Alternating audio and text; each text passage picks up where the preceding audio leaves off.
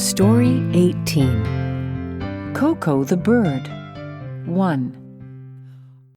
Coco the bird lived in a pet store, waiting for someone to buy him.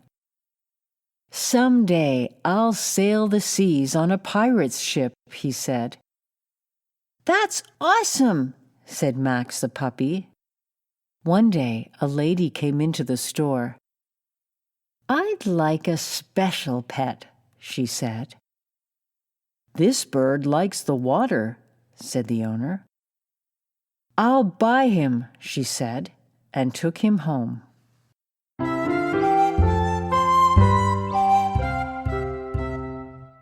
A special pet?